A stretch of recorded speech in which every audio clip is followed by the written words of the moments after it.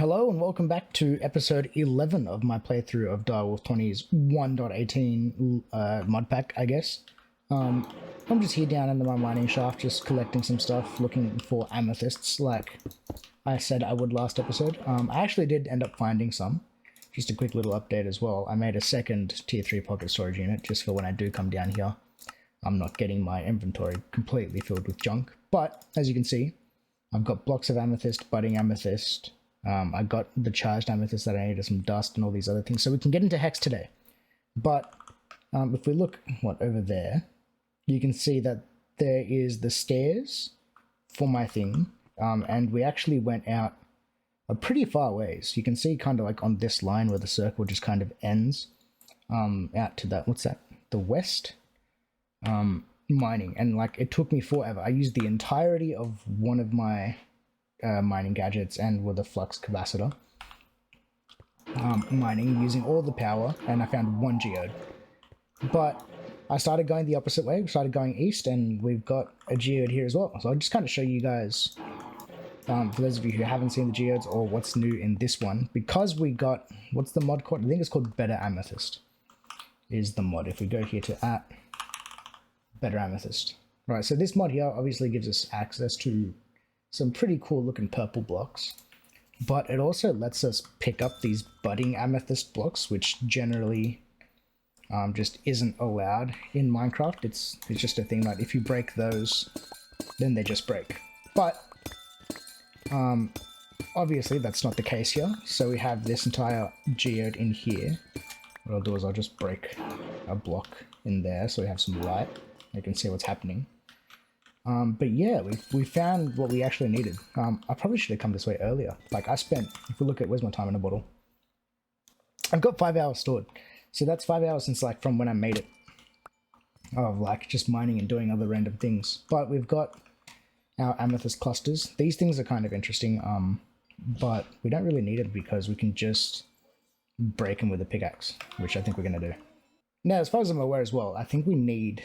Let's see, how many do we have? I think we need Silk Touch to be able to pick up the budding amethyst. So if I look here, I've got 3 in there, and if I break it with my mining laser, alright, do we have a 4th in there? We don't. Okay. So I guess for what I have in my inventory currently, what I want to go do is go around and break all of the budding amethyst, all the ones that can grow, the crystals.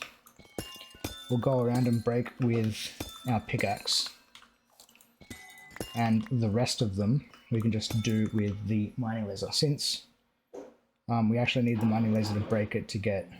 Well, I guess actually it doesn't really matter at this size to break these amethyst buds, because otherwise we just get the bud itself and that doesn't actually give us any crystals. But like I said, I think all of these aren't grown enough for it to really matter, so we're just going to go through, break all of these budding amethyst. Wow, we're getting a lot from this one. With our pickaxe, with our Silk Touch, and then I'll just collect up the rest of it, as well as the calcite and the basalt, just because they're nice looking blocks for when I do eventually decide to build. Yeah, and then we'll do that. We'll come back onto the surface, and I guess we can start actually playing around with Hex, like I planned to last episode before I got rudely told that I can't, pretty much.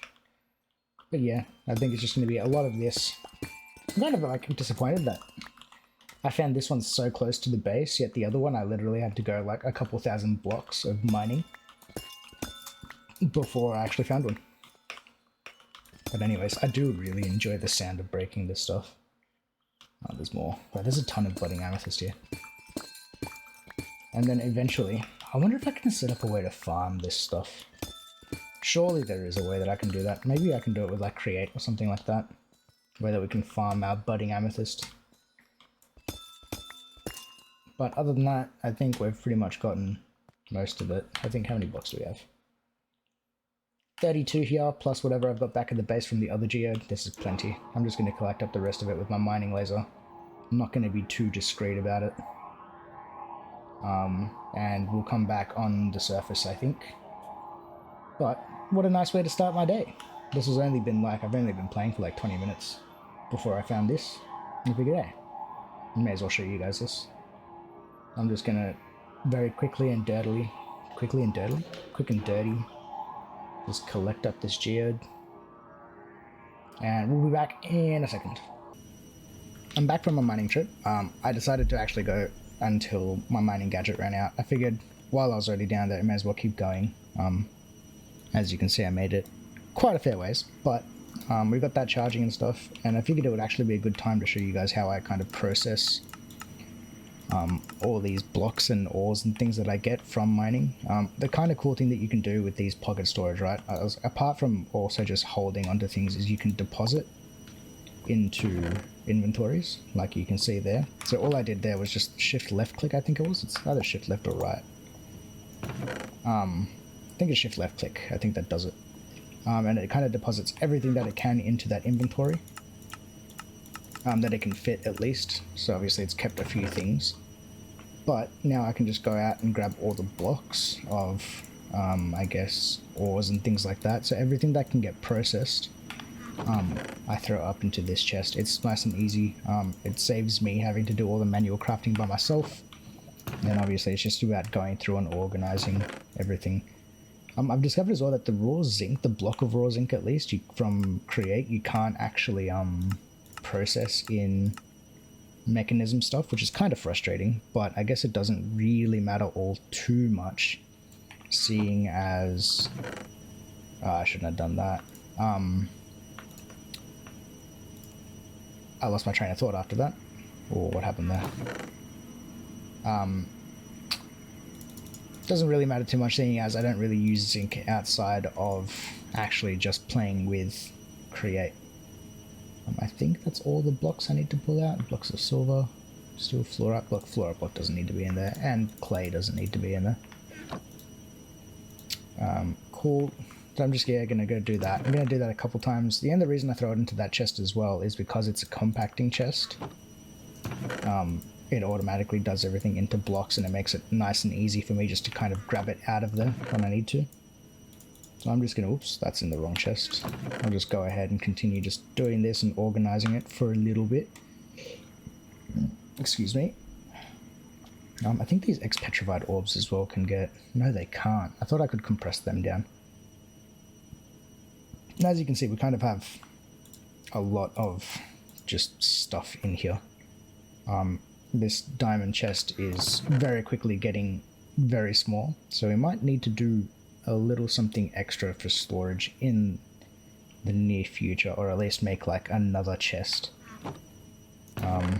These inert crystal, I'm going to grab those inert crystals out.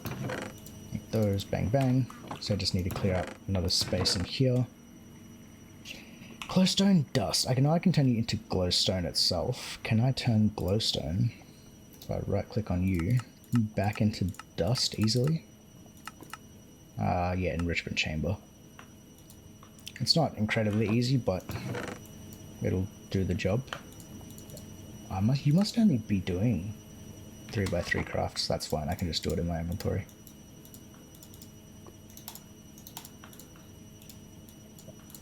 Bang. But yeah, I'm gonna keep doing this, and once I'm kind of organized again, I'm gonna kind of organize my thoughts at the same time. And grab some of this amethyst and stuff out that I know we're gonna need for this next segment. But yeah, I just figured I'd show you guys how I go about when I return from mining trips. Whoops, don't need that. But yeah, these are starting to get very slow, and I think our power generation anyway isn't very good, especially for when I need to charge up my mining gadget, because as you can see, that's empty, this is empty. We're just kind of living off whatever these guys can produce at the time. So we'll probably have to work on mechanism in the near future, but I don't know, it's kind of doing fine if I can AFK here for a while, but it's going to take a long time to get through these things. Luckily we have just a ton of materials at the moment that we haven't really gotten into using, since we haven't gone all that far down tech and stuff. But yeah, I'm gonna keep doing this stuff and we'll be back in a second. Yeah, storage is something that we are 100% gonna need to work on. Maybe we can change these out into sophisticated chests, kind of like this one is. And then just give them the stack upgrades, because this is a bit ridiculous. Like, I've had to put look at all these blocks of amethyst that we got. I got through like 3 or something geodes. There's like 3 or 4 geodes, so we have an abundance of amethyst, as well as like, look at this gems chest. Like, there's more copper in there, that shouldn't be in there, but this chest is like completely filled with stuff. Like I can't even, like there's even more blocks of amethyst in here. So we'll definitely need to do something about that soon. But for the moment, I've kind of sorted everything. Look at these, like, we're stacked. We've got too much stuff at this point. I didn't think it would be possible, but we have too many things. We need to look into storage. But before we look into storage, I want to build a base. But before we want to go into a base, I want to keep looking at Hex. I think before previous episode, I think it was just a little bit too much reading for my likings. But I know for a fact we can. What was it? Getting started, geodes. There's another locked thing here. Where was it? Items. We want to make a staff. Jungle stuff, like that one looks kind of cool. Dark oak stuff, crimson stuff. I think the coolest one, I think spruce is actually probably one of the coolest looking staves that we can make. So, which is kind of good seeing as we do live in a spruce forest. I'm going to grab that, I've got some sticks, and we can finally, I need the charged Sodus, there it is. Sodus amethyst. Let's put this stuff in here, and we now finally, whoa. Okay, so this is what they were talking about with, you press right click, and you can kind of cast on the go.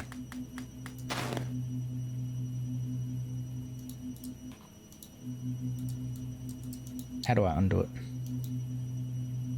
What does that do?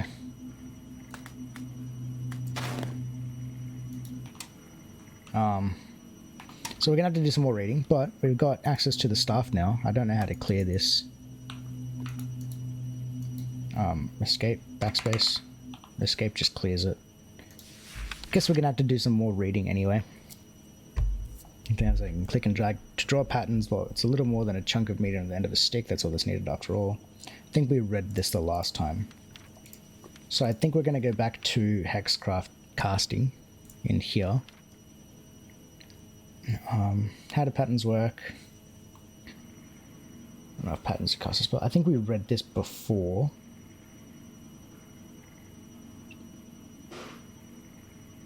Patterns will execute actions which manipulate the stack. The stack. Can we click on that? We can click on the stack for some reason, but it doesn't actually take us to anywhere. Patterns, blah blah blah. Interesting note, the rotation of a pattern doesn't seem to matter. We can saw that. Gather some information about the environment leaving this cast. Okay, I'm going to do some off-camera reading and try to figure out what this is. Obviously, if you guys want to go through this yourselves, you can obviously just get the Hex notebook in game. I don't know if you can craft it. I'm sure you can. Yeah, so it's just an amethyst dust in a book. So if you guys want to read this yourselves, you're more than welcome to. But I think it's just going to be kind of dull if I do it on camera, but I will show around my playing with it in a little bit. Because like, I have to learn what an iota is, where we already know what an action is. But like, that's a silly amount of pages just to see what Hexing 101 is. So I'm going to go do this reading. When we come back, I'm sure we'll play around with it a little bit. We've got plenty of this amethyst dust. We'll try to learn how to clear this board. But yeah, we'll be back in a second. Okay, so I've read through the majority of the hex casting thing and kind of got an idea of how it works, but I think reading into patterns, this seems to be the meat and potatoes of this mod. Just kind of reading around and seeing how everything kind of works. We have like the patterns, the stack manipulation. It's all very like logic based stuff. Essentially what we're doing is when we write in here is we're writing code. Over here is the stack, or what is referenced to as the stack, and we've got this entire area to draw. I think they're iotas or whatever these symbols are, or patterns, which is what this section is on. We can look at the spells. See, patterns and actions that perform a magical effect on the world. So we can look through here and look at different things. So like we can create explosion. Okay, so here, remove a number and a vector from the stack, then create an explosion at the given location with the given power. The power of 30 is about as much as a Creeper's Blast, 4 is about as much as TNT Blast. Nature refuses to give me blast more than 10 power. Strangely, this explosion doesn't seem to harm me. Perhaps because I am the one exchanging. Costs about 1 amethyst shard plus an extra amethyst shard per explosion, or per point of explosion.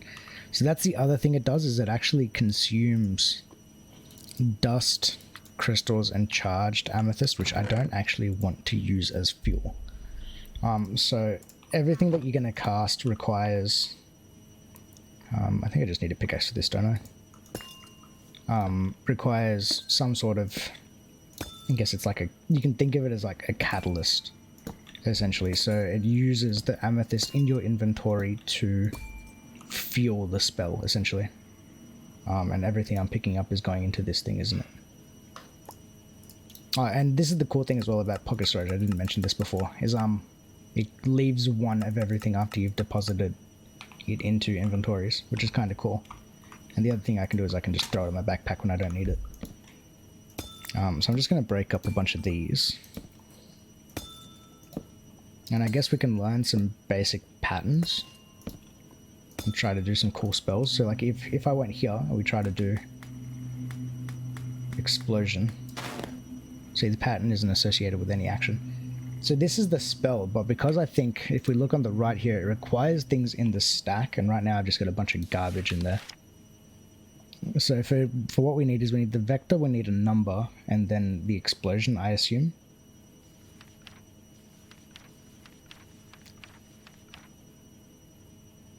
Oh. Make note. Impulse. There's a lot of things in here. So let's go back to... This is just going into here from the main page and going into patterns. Let's look at how to read this section, so that we can kind of understand how these markings work, right? So if we look at, well, like we went into spells and we went to basic spells, it goes vector, number, and then the arrow. I don't know what that means. So this section should tell us how that works. I've divided all the valid patterns I found into sections based on what they do, more or less. I've written down the stroke order of the patterns as well, if I manage to find it in my studies with the start of the pattern marked with a red dot. If an action is cast by multiple patterns, as is the case with some, I'll write them all side by side. For a few patterns, however, I was not able to find the stroke order, just the shape. I suspect the order to draw them in are out there, locked away in the ancient libraries and dungeons of the world. In such cases, I just draw the pattern without any information on the order to draw it in.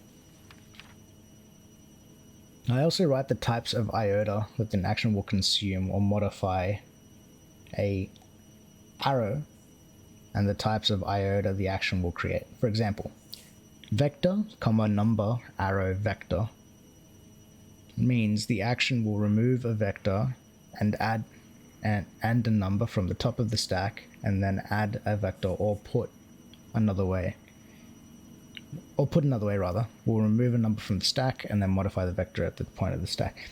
The top needs to be on the top of the stack, it will with the vector right below it. See, like, it's not that difficult to understand if you kind of understand like logics and like computer based stuff, but like for the layman, just push an entity means it removes an entity in a vector.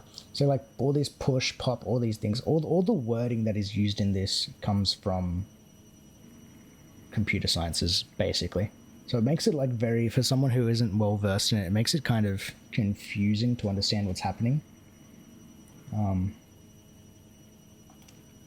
Finally, if I find the little dot mark in the stroke order too slow or confusing, I can press the Control/Command to display a gradient. Pattern is darkest and the end is lightest. This works on scrolls when casting too.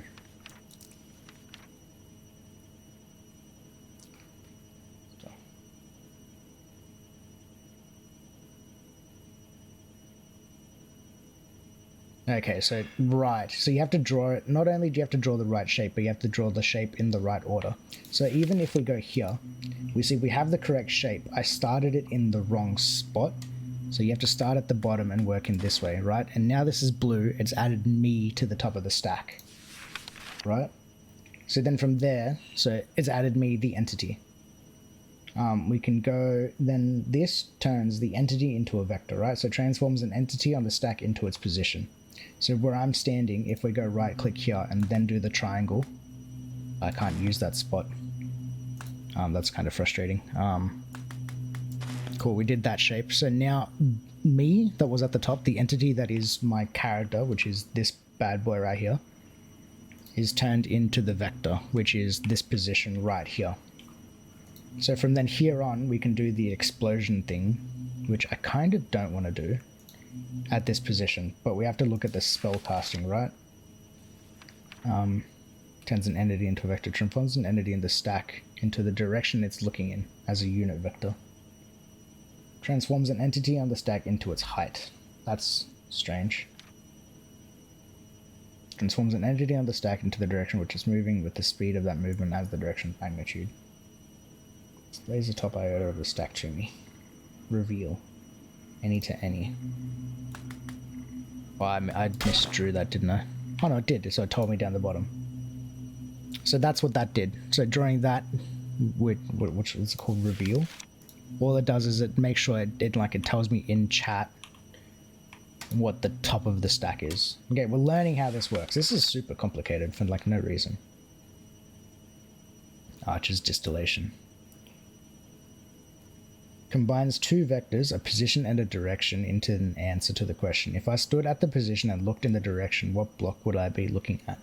Cost and negligible. For example, casting this with my own position and look vectors will return the coordinates of the block I am looking at. If it doesn't hit anything, the vectors will combine into null.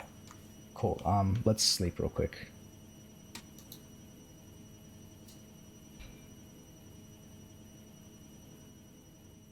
Okay, so we have where I was standing. Okay, this is kind of interesting. Let's play with this over here, like away from stuff that I can actually break. So what if I want to turn it into this block here? So right now we have a vector, not an entity. So we have to turn a vector into a vector, or two vectors rather. So we want to look at, I think I want to go entity into this one, into Aladad's purification. So we want to go another triangle, or rather square. What the? Why did it stop? My left click didn't work. That, and then that, which is what that's the block I'm looking at. I don't think this is actually going to work anymore because the stack got screwed up when I added what's the word? When I added this new vector. So what I'm going to do is, and then I'm going to go entity of me, and then what was the other one we did? I think it's the triangle, right? Which is now the position that I'm standing at. And then from these, we're running out of space to draw, aren't we? I wanted to do, what's this one? So the last one, Archer's distillation. So it's a straight line and then up and around. So it's 1, 2, bang, bang, bang, bang, bang. Oh, it's not going to work because of that one's being used. Oh, that's so frustrating. Is there a way that I can clear the stack?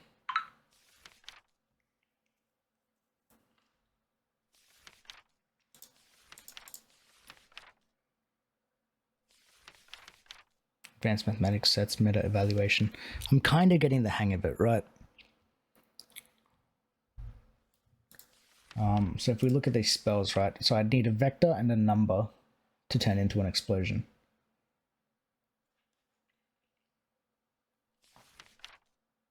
Now remove a number and a vector from the stack and then create fiery explosion at the given. I wonder what happens if I try to cast a spell with like the garbage there. So like if I tried to cast, let's say, what was the other one? Explosion. So if I tried to cast explosion, so it's up, up, bang, across and down.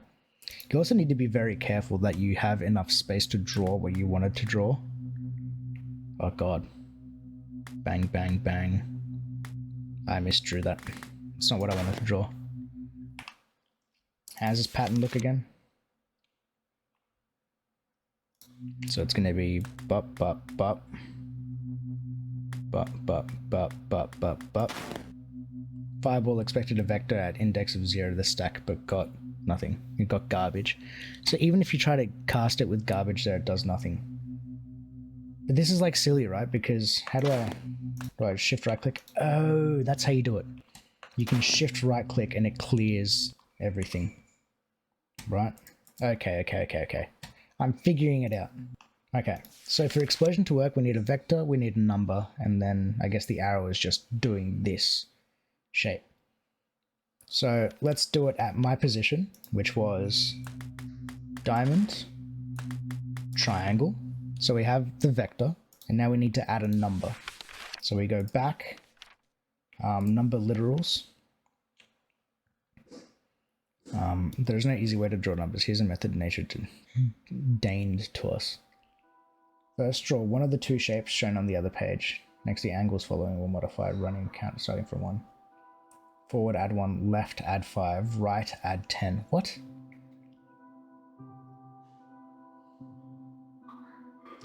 First, I draw one of the two shapes shown on the other page. Next, the angles following will modify a running count starting at 0. Right. Forward adds 1. Left, what's forward? Is forward up? Left adds 5, right adds 10, sharp left multiply by 2, sharp right divide by 2. The clockwise version of the pattern on the right of the other page will negate the value at the very end. Left-hand counterclockwise version keeps the number positive. Once I finish drawing, the number's pushed onto the top of the stack.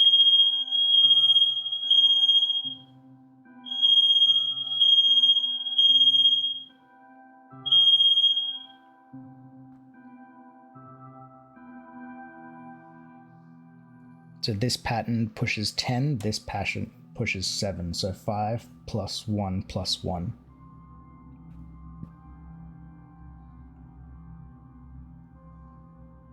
Okay, so yeah, that's right. The rotation doesn't matter. So you draw a diamond with a line through it, and then you go bang, bang, bang. So it would be 5. Why is this 5? Does it start at 5? No, left adds 5 apparently. Oh, right, because this is the last one and then turning left from that position. Right, so turning left adds 1. Okay, so this is weird. You have to like remember that stuff. Then plus 1, which is this one, then plus 1, which is that one, which equals 7. Okay. So let's say we want to do an explosion that is... what did it say? I wish there was a way that I could bookmark this stuff super easy. A power of 3 is about as much as a creeper's blast. 4 is about as much as a TNT blast. Nature refuses to give me a blast of more than 10 power. So let's go at this position where we're standing. We'll do something of like 8. Okay, I'll be there in a sec. So I need to... Yes? I got to go to the faith choir. Yeah. Okay. Where you sing. Yeah. And you gotta come sing. Yeah, I'll be there in a second. So let's do like a power of, let's say 8, because it's going to be interesting. Negative 32 pattern pushes. So we want to make 8, right? So we want to turn left, and then it will just go plus 3 from there, right? So we're just going to make that. Turn left from the last point, which will be up, and then 1, 2, 3. Okay, we can do that. So we're going to go, it's the same shape as this.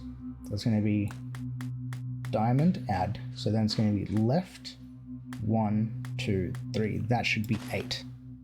Right? And now we got the 8 up here. And then from here, we can do the explosion, which is bang, bang, bang, bang, bang, bang, bang, bang, bang. No, it's not. Why is it not? Did I misdraw it? See, like pattern, like it matters how you draw it, so you have to go down. Okay.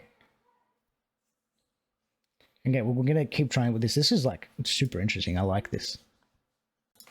Okay, we seem to be getting a little bit of the hang of this mod. It's kind of very interesting. I had to take a quick break there and go have dinner with the family. But anyways, I think we can try this again. The only thing I seem to have screwed up was the shape of the explosion. So I just want to clear the grid and try this again. Okay, so we wanted to go, this is me, and then we want to go triangle, which makes it, so this position here is now, what's that? So that's where the explosion is going to be based on. I need to do a number, so I think we decided on 8. So we're going to go there, that's that. We're going to go left, which is plus whatever. It must be 5, so that'll be 6, 7, 8. Yep, that's 8, because we're going forward, right? So it's just from wherever you are, it's like the direction from there is whatever you add.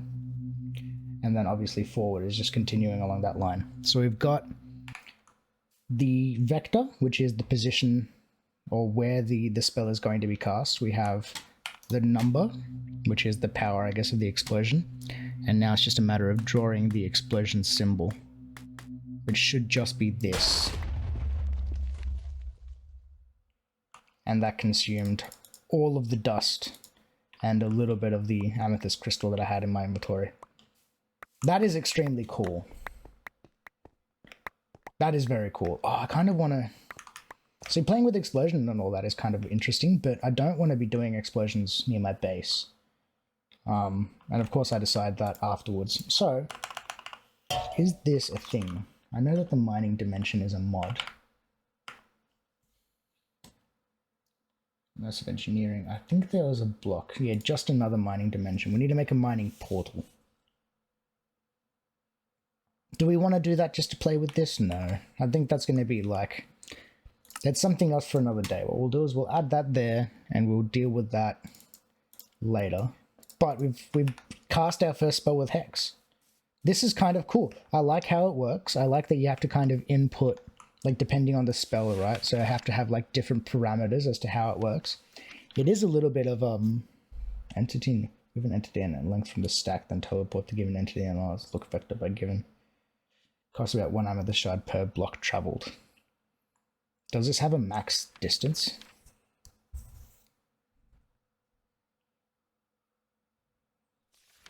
Impulse. What does impulse do?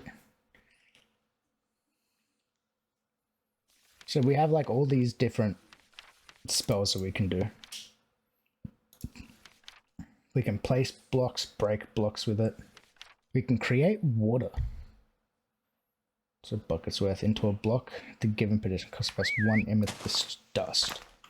So you're saying I can go bang, bang, bang, bang, and then we go triangle. Okay, so there's no water there now, and then we just got to draw that symbol, right? Which is just a bunch of triangles. Which will be... So it's the base, this, bang, bang, bang, bang. No, I've already messed it up. Damn it, that won't matter. So I have to go shift right click and try it again. Bang, bang. So that, triangle, that's that position that we're standing at. How do we draw water again? Where does it want us to start? There. So it goes outside line and then it's a W at the bottom. Okay. So it's bang, bang, bang. There, W, and then close it off. Then it adds water there. We just created water using amethyst shards. And then from that same thing, we can stand back in here. Right, and we go do that. Same position. I'm sure we can do it by looking at that block as well. And then we can do the other one, which is destroy water, which is just the same thing, but starting from the other side. So it'll be there, and then W at the bottom, closing it off, and then water is now gone. What else can we do? Conjure block. Conjure an ethereal but solid block that sparkles with pigment at the given position. Costs about 1 amethyst dust. Another thing to kind of keep track of. It said it earlier in the book, but there's no like definitive, I guess, cost for some of these things, right? So like the dust is less meteor, right? If we remember what meteor is it's the stuff that we use to cast these spells and things like that. So dust is the smallest version of that. Apparently, according to the book, amethyst shards are worth about 5 dust, and the charged amethyst, which is the other block that we found that's in one of those chests over there, is worth about 10 or something like that, something similar to that. But obviously we don't have much dust, and we've got an absolute plethora of amethyst shards. So I think if we just keep stacks of this in your inventory, you can do this. We can create light vector. Okay, so there's a way that we could do this, right? Which one was the one? So if I go player, let's say I want to create, so it's looking at me at the moment. Let's say I want to create a light there on that block, right? It was that? No. I forget what was the symbol for a block that you're looking at. Basic patterns. Paste your entity and the stack into a direction. No, not that. Entity vector. No, stack into the direction it's looking in as a unit of vector. Okay, so this one. So it's going to turn me, so it's 2 across and then 1 up. Okay. So we want to go, it wants to be me, and then I want to look at that one. So it's 1, 2, and then there.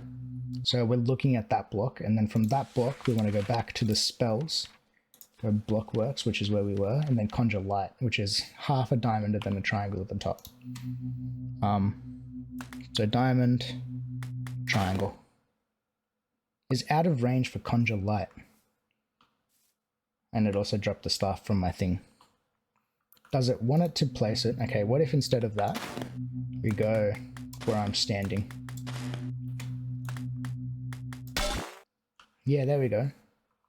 It's created a light where I was standing. So it seems to do it on the block that your head is at, which is kind of interesting. But that's kind of cool. We now have a light that's ethereal. It didn't cost us anything except for a little bit of amethyst to place it. And we can just punch it to break it. Edify sapling. Forcibly infuse made it into the sapling at the target's position, causing it to grow into an edified tree. Overgrow. Encourage a plant or sapling at the target position to grow as if bone meal was applied. It costs about 1 amethyst dust. Okay, so this is all well and cool. But there has to be a way, and I'm sure there is, with more playing and more reading, right? So edify sapling. I kind of want to do that first. So let's grab a sapling. And I'll finish my thought while I grab that. I already had one on me. And we'll go to sleep real quick. There has to be a way. So instead of, because like if you look at that symbol there for it was, what was it called? Overgrow. That's a big old symbol. And you have to remember how to draw all these things, right? So like, let's say I place a sapling. Let's do this real quick. So the entity and then me I'm looking at, which is that block hopefully. And then I want to turn it into an edified sapling. So just, okay. So it's a shape like 1, 2, 3, bang, bang, bang, bang, bang. Is out of range for edify sapling. How is it out of range? I don't understand how that is out of range. Unless I'm just using the wrong signs, right? There's a good chance that I'm just using the wrong things. Basic patterns is what we want to look at. Stack into its position. No. I want to transforms an entity on the stack into the direction it's looking in as a unit of vector. Maybe that's what I'm doing wrong. It's looking at the direction that I am rather than the block that I'm looking at, right?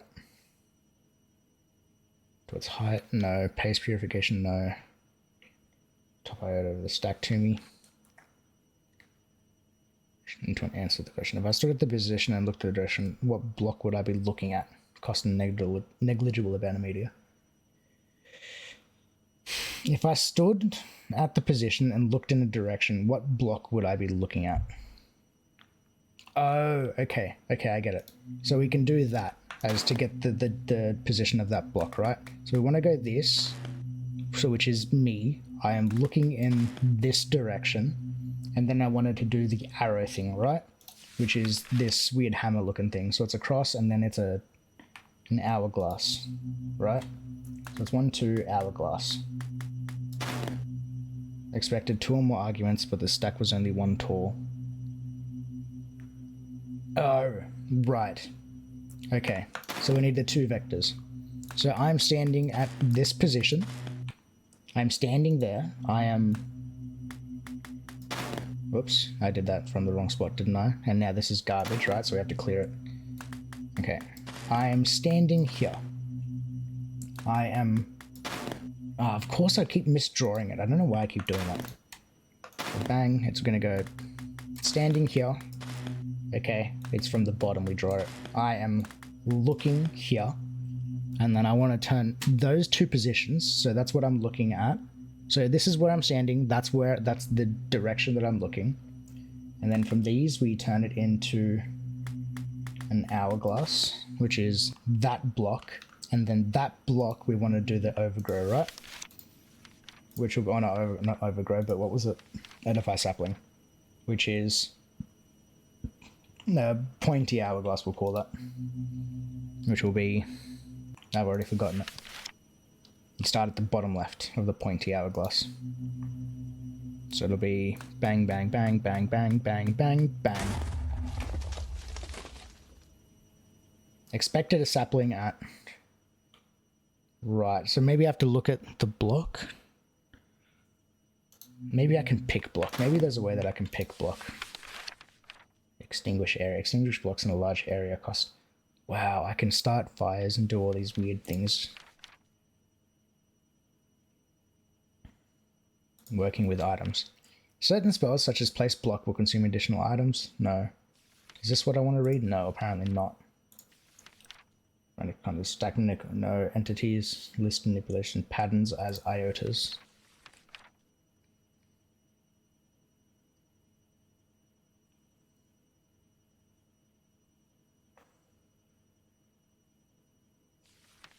Introspection, retrospection. This is so weird. But I kind of want to get my head around the very basics. So we want to go basic patterns. Paste purification, reveal, architect's distillation. Here we go. Like Archer's distillation, but instead returns a vector representing the answer of the question, which side of the block I am looking at.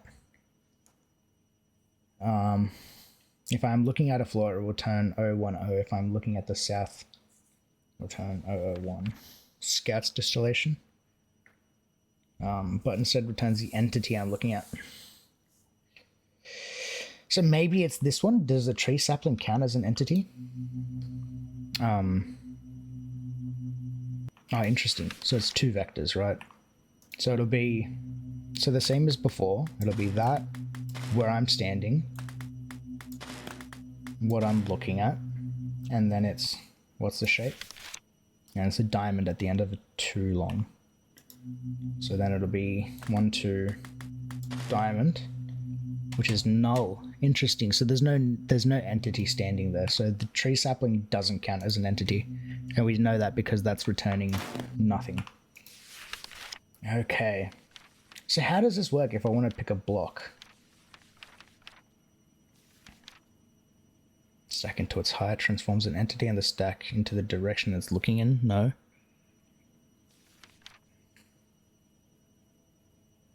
It's me, the caster, to the stack. Transforms an entity into the stack, on the stack into its position. Transforms the entity on the stack into the direction it's looking in as a unit. No. So that's not what we want.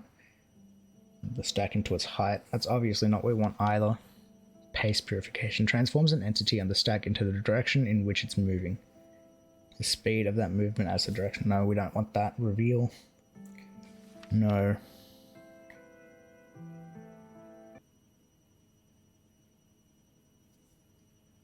I wonder if maybe if I just like stand on top of it, if this will work. I don't know, I'm just kind of playing around trying to understand how this works, right? And then it was a... I misdrew that, didn't I?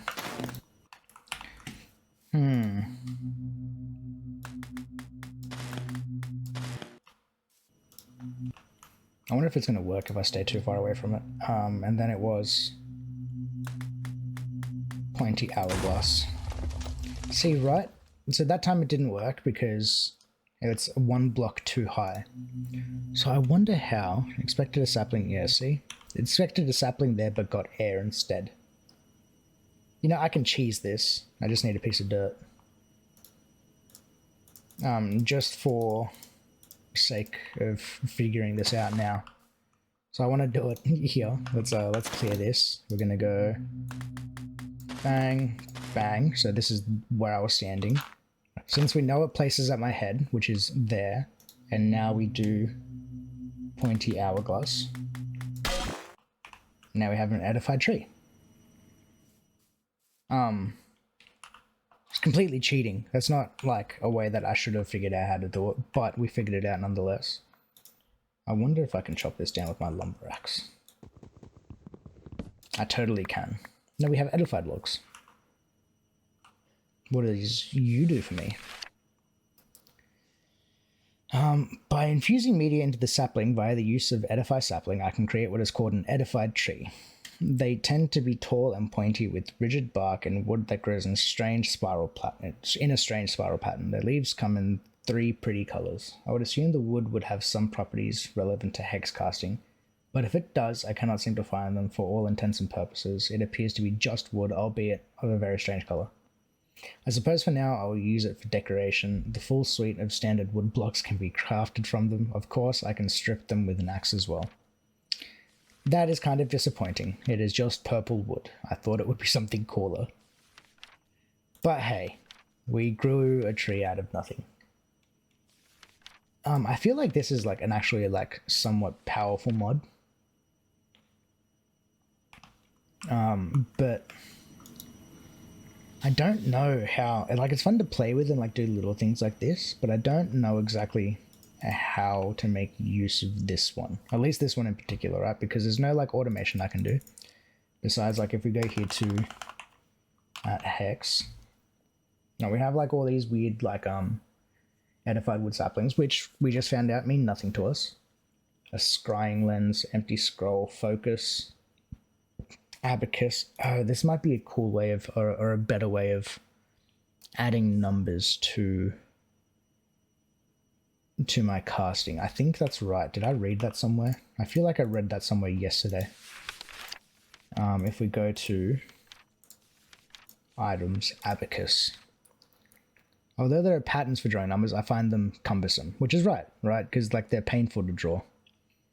Crafted an ingenious device called an abacus to provide numbers to my casting. I simply set the number to what I want, then read the value using scribe's reflection, which will be a sign is this bad boy. And stored in the items such as scrolls, focus, abacus, or spellbook. Right. Which is kind of cool. So if we make the, well, not the focus, this thing, the abacus, I can put numbers in there, and then I can just draw this pattern. Whoops, not that pattern. This pattern, and it will insert it into my stack. But obviously, since I don't have an abacus or anything, that doesn't work. So these different items. I want a scrying lens. Certain blocks will display additional information when I look at them. For example, when looking at a piece of redstone, it will say blah blah blah. In addition, holding it while casting using a staff will shrink the spacing between the dots, allowing me to draw more on my grid. I can also wear it on my head as a strange sort of monocle, but whatever. That's kind of cool. So then I can also have more space. Remember how I was complaining about that before? Is that this can get pretty full pretty quick, I feel, when you're doing bigger spells. Or trying to even get like specific integers. There's decorative blocks, obviously.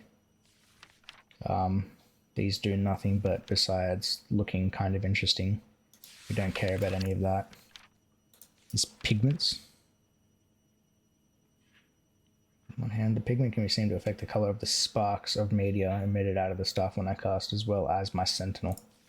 We can create sentinels. This is a mysterious force I can summon to assist in the casting of hexing. Like a familiar or guardian spirit, it appears as a spitting geometric shape to my eyes, but is invisible to everyone else.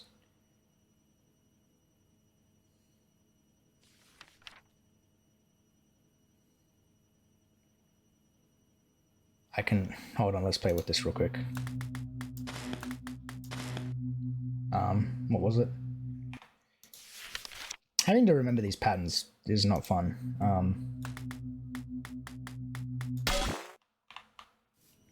Hey, nice. That's kind of cool looking. And I can't break it, but I have to use... was it the reverse? No, it wasn't the reverse. What's it? No, you just draw the same thing, but you go in the opposite direction instead of across. Oops, wrong way. It's... there, I can banish the sentinel. I can change the color of that by using the other things. Summon costs a negligible amount of media. Wayfind vector into a vector. Transform the position of the vector on top of the stack into the unit vector pointing from the position to my something or null if it isn't summoned. Oh, buddy, there's a lot of things you can do in this. Spellbook. A spellbook is a combination of my art. It acts like an entire library of foci, of focuses. A focus can store a single iota.